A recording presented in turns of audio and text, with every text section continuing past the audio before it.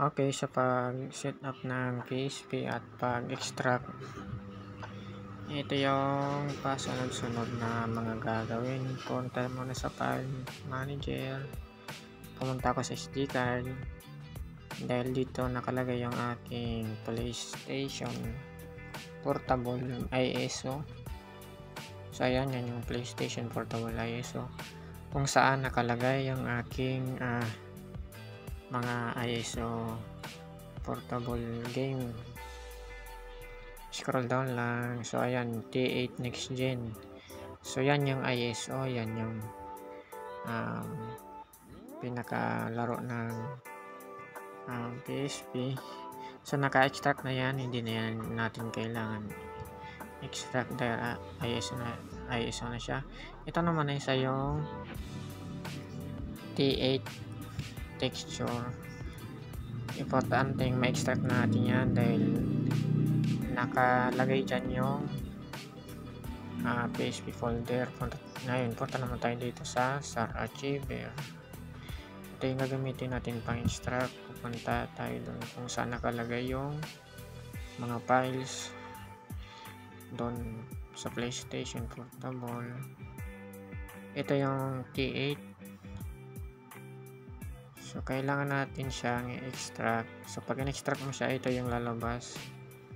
Yan yung magiging kinalabasan niya. So pag-extract niyan, ito yung pipindot natin extract.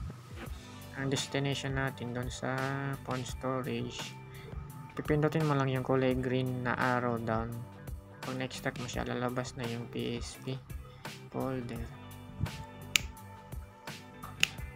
Yun lang ang mga kailangan gawin. And then sa pag-set up, pag na-install mo na yung PHP emulator, ang unang bubungad sa iyo pagkabukas mo pa lang ay yung memory stick. So yan, ganyan yung lalabas sa pagkasimula ng emulator. So kailangan natin siyang ma-set yung memory stick doon sa PHP file na in-extract natin kanina.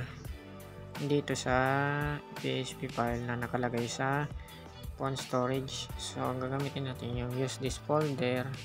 Ito yung magiging memory stick ng emulator. And then back. So wala dito yung PHP. Para mahanap natin yung laro, ibabrowse natin, pupunta tayo dun kung saan nakalagay yung ISO PlayStation, kung saan natin nilagay yung ISO. And then yun yung gagamitin na use this folder. Pero dyan sa pag nasend mo yan, usually nakalagay yun sa share it doon sa my file. So yun, pag nasimula mo na yun, then okay na, pwede mo na ulit siya makapagsimula. Okay, sana ay nasundan nyo po. Salamat.